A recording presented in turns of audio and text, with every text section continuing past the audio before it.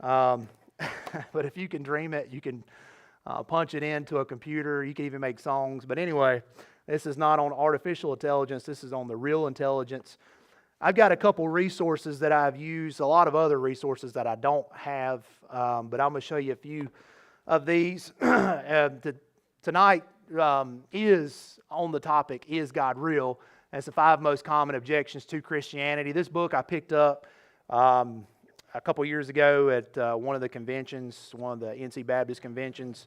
But you can order this online. It's the Creation Answers book. It goes all the way from Noah's Ark to radioisotope dating to rock layers to dinosaurs to who did Cain marry.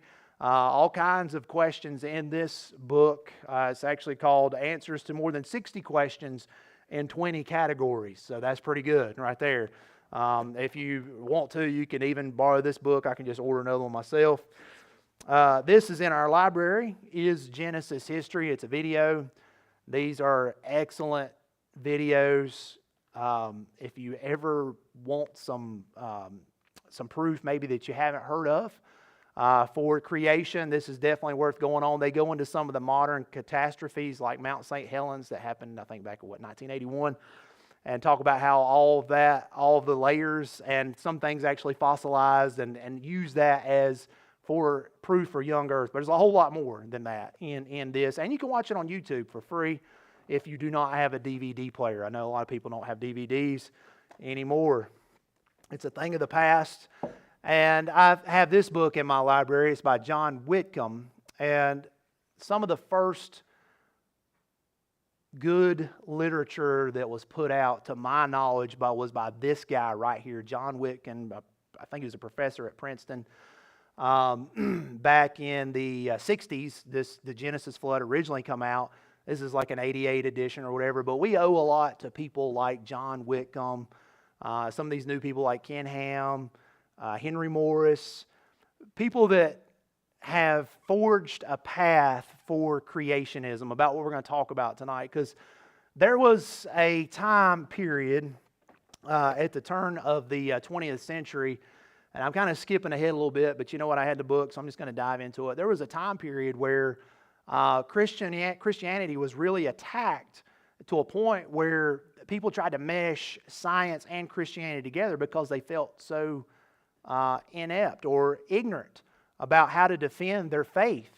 And so we have things that we're going to talk about tonight, like the gap theory and the day-age theory, that tried to mesh evolution and creation together, with the teachings of Charles Darwin, the origin of species and the descent of man.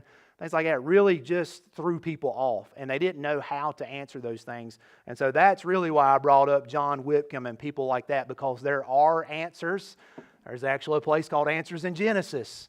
So today we are very fortunate. But man, there was a crossroads 100 years ago where people were like, you know what, I think I need to add to my theology some evolution. And it's regrettable, but now we're on the right track. So praise the Lord. I'm going to go ahead and get into my study, and I'll circle back around to that.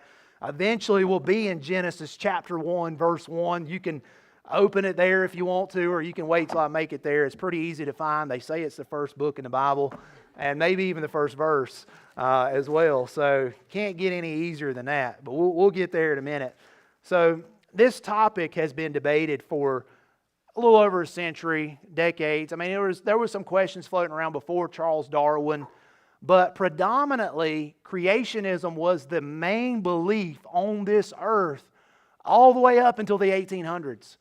Most people did not question, did God in the beginning, that God created, right? That was the predominant belief. And then all of a sudden, in these different revolutions that we have with information and industrialism and things like that, people start questioning, is God real? And so atheism really takes roots.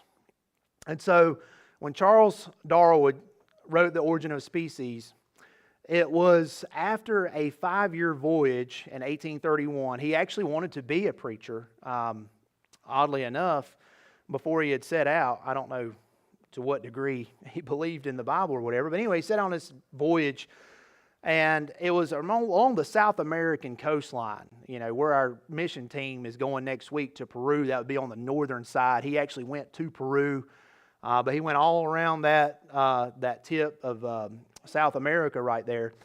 And when he got back is when he wrote The Origin of Species. And it's one of the most influential books published because it has really changed the minds of so many people. Again, because they didn't know what to do with it. And of course, there's a lot of people today that still hold to it. I think they know what to do with it, but they're stubborn because they don't want to admit that God is real. They don't want to admit that. So fast forward to 1925, to the Scopes monkey trials, the nickname of it. This was a landmark legal case and where a teacher named John T. Scopes was tried for violating Tennessee's Butler Act. And this was named after a guy who got a law passed that you could not teach evolution in school in Tennessee. Well, the ACLU, which was around in 1925, anyway, I'm just going to try to move on. So the ACLU, which is around a long time ago, about as long as Lucifer, I guess, whenever he fell from heaven was when they were invented. I couldn't move on. I couldn't help myself. But anyway, so they just had to defend. They were looking for somebody to defend, to take on this law. And so they got John Scopes to do that. And that's where they got the nickname Scopes Monkey Trial. And so this took place in Dayton, Tennessee. This was one of the first trials, if I remember correctly from my reading, that it was actually on air on the radio waves. TV it had not been invented yet, but I'm pretty sure it was on the radio waves. And so this caught national attention. It caught a lot of headlines. The defense was a guy named Clarence Darrow, and he was an agnostic or an atheist, but he was a really good defense lawyer. And William Jennings Bryan was on the prosecution side trying to defend, creationism. But Clarence Darrow asked some really good questions that the prosecution just really struggled with answering. And so it started putting a lot of doubt in people's minds through this trial because it was so nationally followed. And so that really started a debate at that point. Now, they did not win their case. They were fined $100 back in 1925. I guess that was a lot of money. Today, that's nothing. It's like $1. But anyway, the verdict was still overturned on a technicality. But anyway, that law was upheld in Tennessee up until 1967. So when that was overturned, but on a federal level, in 1987, the tables had completely turned when the Supreme Court ruled that teaching creationism in the same setting, like a public school setting, was unconstitutional. It fell under the Establishment Clause. They felt like it's a merge of religion and state, right? They were using the fact that, hey, there needs to be a separation between church and state. They said this is like teaching religion. So now it is not legal to teach it in the classrooms, and they took it a step further in 2005, or they said it was unconstitutional in 1987. In 2005, a federal court went so far as to declare unlawful the mere suggestion of the possibility of a higher being's influence while teaching, like trying to support intelligent design, not even promoting Jesus of the Bible, but there's a whole camp out there called intelligent design followers who believe in creationism, and they may not believe in the same God as we do, but they say it's just absolutely is not supposed to be taught. And I remember in high school, I didn't take many science classes. I know that's surprising. Y'all probably think I have a PhD after my name, but no, I'm just kidding. No, I took the bare minimum, but I still remember being taught evolution as a young teenager and walking out of my class like, having a discussion with other students. I didn't go to church much at that time at all. And so I remember talking to other students like, well, I kind of believe God's real, but maybe He used evolution to create the earth. I mean, I didn't know much of anything, but I remember those words coming out of my mouth. So all these years in the public, and I'm sure some teachers, probably let their belief known, and there's no, not people running to the press or whatever. But by and large, evolution has been taught with no creationism whatsoever in the public school setting. So we could see why so many minds, and a lot of the things that they use as evidence are totally fabricated. In other words, there's no proof of macroevolution. And Darwin said himself, if you cannot prove that these things have developed through steady changes throughout time, then my theory totally falls apart. Those are his words loosely paraphrased, okay? And they cannot. They can't get it from the fossil record. They can't get it from everything. Now, there's microevolution where, sure, a bird's beak can change, and we can have little minor changes, right, within our species. But you do not see anywhere where a dog has ever descended from a whale. There's no transitionary fossil records at all. They're just not there. So therefore, in his words, it doesn't pan out. The cool thing is that in my lifetime, I have seen a shift happen because of all of the evidence for creationism. There is a website called descentfromdarwinism.org, and it's all these PhDs, thousands of PhDs, who used to believe in Darwinism and atheism, who no longer uphold to that. They believe in creation. Again, it might not be the God of the Bible, but they believe in creation. I'm sure many of them do. So it's just neat to know that as information actually progresses, we're really going in the right direction if people are seeking truth. It's just really neat. So just talking about one of the prevailing viewpoints in geology as far as atheism is concerned and evolution is concerned would be uniformitarianism. That's a massive word. It's hard to say, uniformitarianism. So, uniformitarianism, is the theory that changes in the Earth's crust throughout geological history have just uniformly, like that's the first word, uniformly taken place, little changes over time. And that is the prevailing theory that an evolutionist would hold. Now, the other side of that would be what we believe in, would be catastrophism. And catastrophism is the fact that a giant universal worldwide flood influenced the rock layers and the geological strata and all those big words. And that's where we get our fossils. And all of those things come from. As you see, if you study these things from the different books and resources that I have, they're finding thousands and thousands of fossils where perfectly healthy animals and dinosaurs and families together have been fossilized. And in other words, they didn't die by disease. They weren't like shot in the head by a gang member.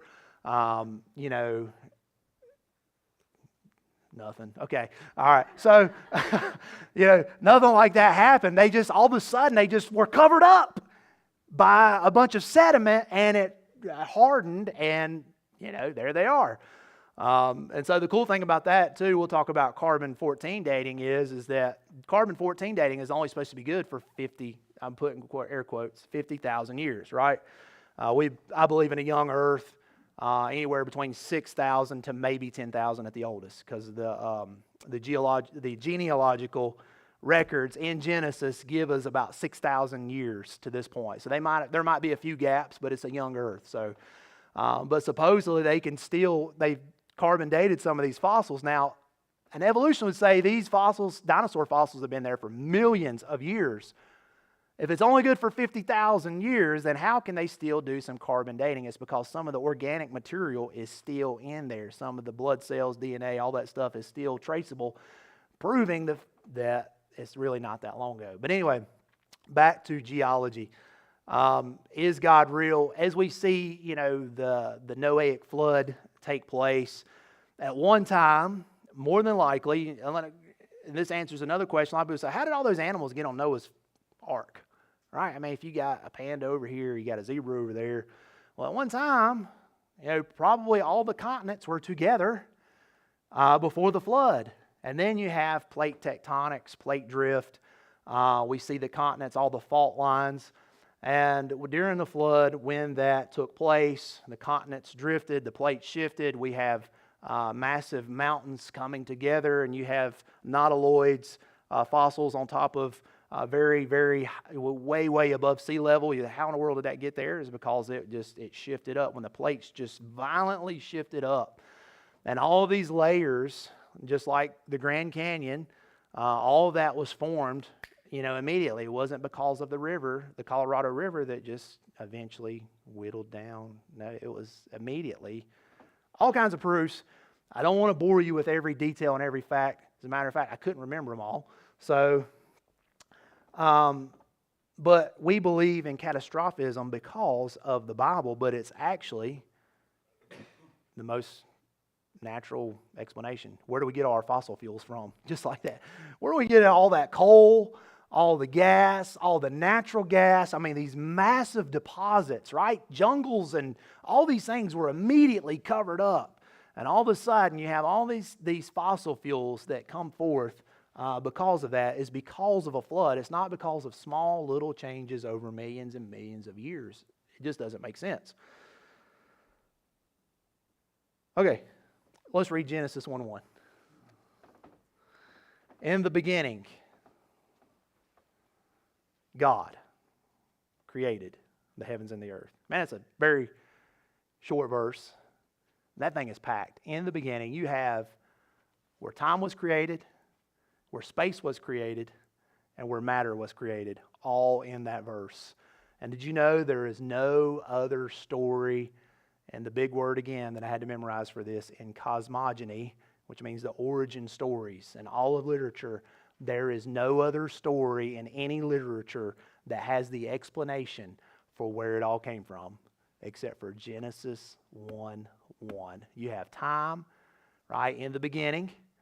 You have space, the heavens, and then you have earth, which is matter.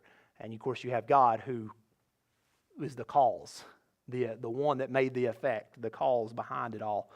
And so that is very, very neat to know. All other stories would just start at the fact that everything is here, and then they would try to interpret how all the matter works in and all that stuff. But anyway, circling back around to what I was talking earlier, because of the attack of evolutionism on people in the early 20th century that were biblical Christians, they were trying to make sense of it all.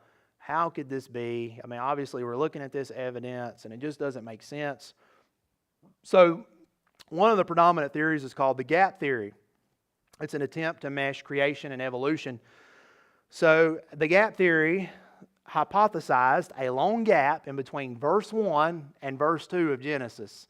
In verse 2, it says, the earth was without form and void, and darkness was on the face of the deep, and the Spirit of God was hovering. So they take that gap as the fact that the earth was without form and void, that something happened, right? That millions and millions of years took place between verse 1 and 2, as when Lucifer fell, there was a great cataclysm, and then God recreated the earth. Couple problems with that. Number one, if you're trying to explain dinosaur fossils millions of years ago before Adam and Eve sinned in the garden, what is the problem with that? They died, right? You would have death before the fall, right? Death did not enter until Adam and Eve fell in the garden, sinned.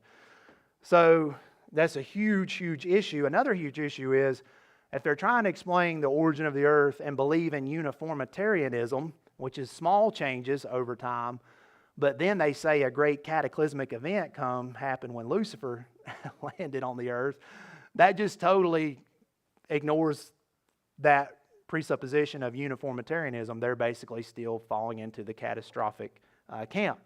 So you have a problem with that. Same thing with day-age theory. The day-age theory says that the 6 days of creation are not literal 24-hour days, that each day would be 1,000 or a few thousand years, something like that. Same problem as the first one. You would have death before the fall. And the Bible is pretty clear, like in the creation account, that the day was morning and evening as you go through it. And Yom in the Hebrew it means day, and you got to look at the context. Now, you could say a grouping of days, like the day of the Lord would be an age, right? I mean, when the tribulation, when the rapture takes place, that kind of starts what you would call the day of the Lord. So it'd be a group of rapture, tribulation, second coming, the millennium, eternity. You could kind of lump a lot of that into what would be called the day of the Lord. That would be an age. But Moses is speaking, he's the one writing this in 1455 BC, as literal days, because when he looks back on it in Exodus chapter 20, verse 11, to support the Ten Commandments on why they should take a Sabbath rest, he uses it in a very literal sense, how God created the earth in 6 days and he rested on the seventh. So you could tell by context that he's talking about literal 24-hour days. And this, the first two studies that we had is God real? And do you believe, or is the Bible real? So if you believe yes to those two, this one should be very easy. In the beginning, God created the heavens and the earth. If you believe the Bible is real, you should have no problem accepting the very fact that God is real and that He created everything. And of course, if you can believe that, you can believe John 3:16, you can believe the rest of the Bible. It's not a stretch. But I know that at one time that was a very popular belief. Even C.I. Scofield in his notes, if you read in Genesis, which, he was a great force for dispensationalism and fundamentalism back in the early, turn of the century, 20th century. Great man, but he even fell into this camp as well. So some good people believed in that, but it's just not necessary. Just not necessary. Okay. All right, so we believe in ex nihilo, which is a nice Latin word that means out of nothing, creation out of nothing. God didn't start with anything. He just spoke it into existence. And that's the word universe, spoken word. One, like one word. All right. Let me catch up in my notes here. So we'll go over a few things and then we'll call it quits. I know it's a lot of facts at a very late time on a Wednesday night, but I promise you we're wrapping up here. So there's a couple things that we need to consider in proofs of the fact that is God real. Henry Morris, who I'm just basically going to repeat kind of what he said, two things that he used for Genesis 1:1 on the existence of a transcendent creator. He said number one was the law of causality. He said there's no effect greater than the cause. So whatever caused it had to be bigger than the effect. Just like if I push something with my force, the cause is greater than the effect. So let me just read what he says. It's basic in all scientific investigation. So this is something that is basic in all scientific investigation and human experience.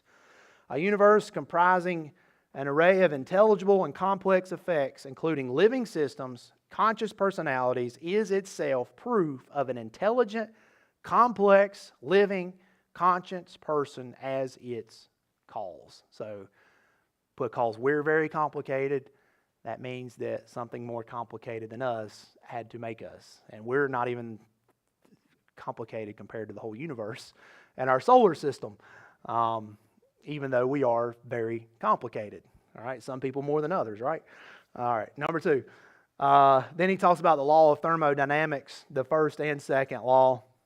The first law states that no matter or energy is being created or destroyed.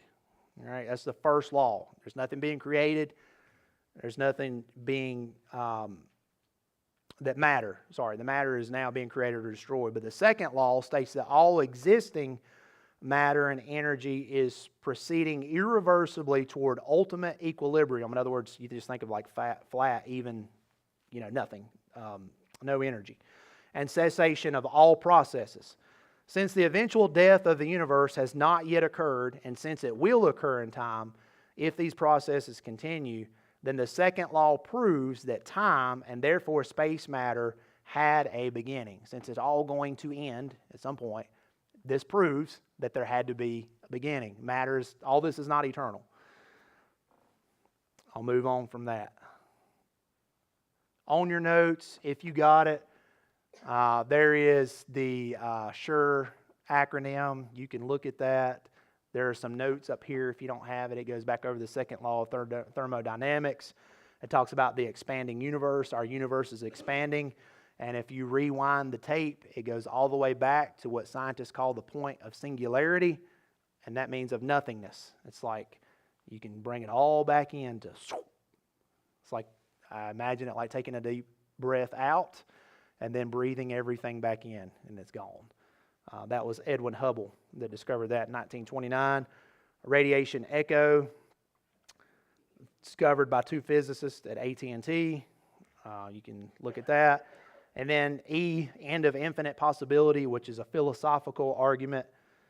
It says that if an infinite number of moments occurred before today, then today would have never have come, because it is impossible to traverse an infinite number of moments. But today has come. Hence, there was a finite number of moments before today. The universe has a beginning. I feel like it's a moment where we could just say, I think, therefore I am. Right? Descartes, I believe, said that. All right.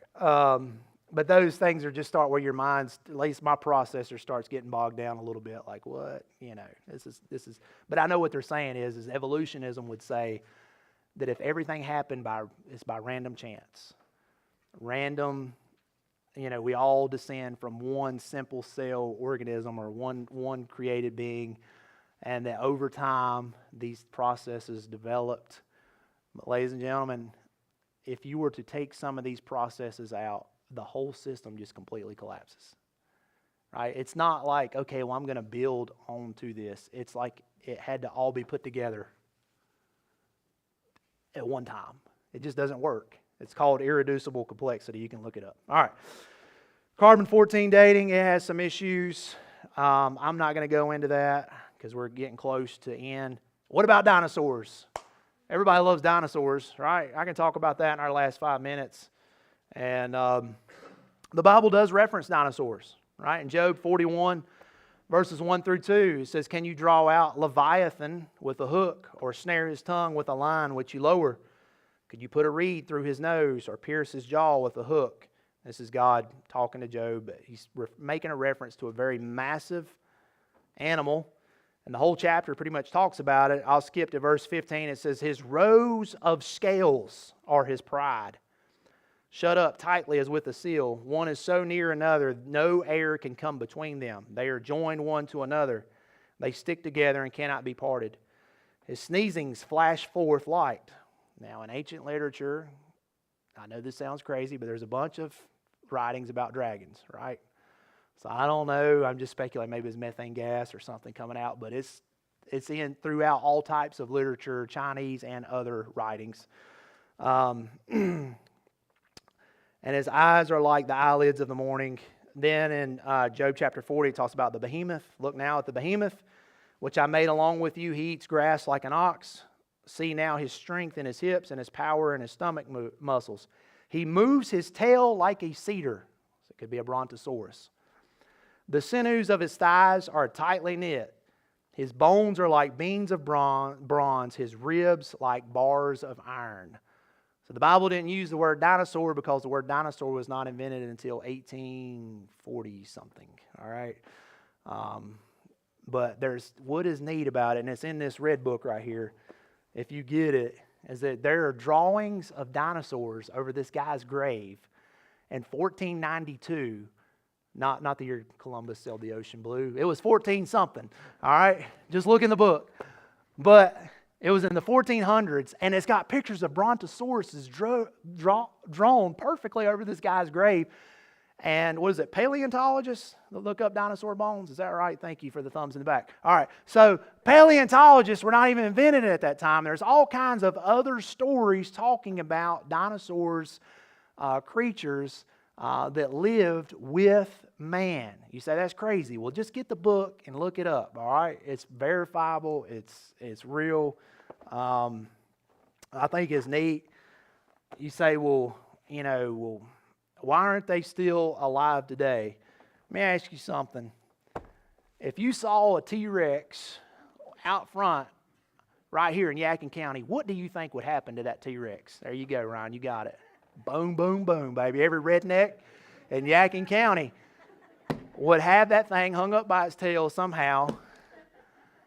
It's just like a dangerous predator. Humans are going to kill it. They killed whales, which were much more on little boats and spears back then. It's really, really neat. I'm going to end with one verse and then we'll close, or two verses, sorry. Colossians 1:16 and 17. For by him all things were created. They're in heaven and they're on earth, visible and invisible, whether thrones or dominions or principalities or powers. All things were created through him and for him. And he is before all things, and in him all things consist. He's holding it all together. Not only did Jesus create it, but he's holding it all together. Isn't that neat? And of course, if you study atoms, some of you are a lot smarter than I. You think the electrons and protons and all that circling around. At any moment, Jesus, if he wanted to, he could just say, just fall apart. Yeah, but he doesn't. It's all put together amazingly by him. Let us pray. Heavenly Father, God, we're just thankful, Lord, for creation. Well, first of all, we're thankful for the Word that you just supposed from the very beginning. You didn't try to prove yourself. You just said in the beginning, there you are, creating everything. God, we are thankful for creation science. We're thankful for people that have done their homework to help us, Lord, just to understand how you could have done all this and how it just makes perfect sense.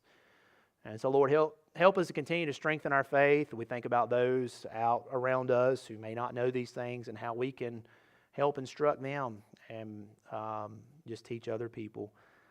Lord, I pray again for those prayer requests that were mentioned tonight. So many that are having some procedures tomorrow, Lot, Marie Smith, and others. God, we just pray that you would help them and Dana this weekend. So, Lord, we just pray for your healing touch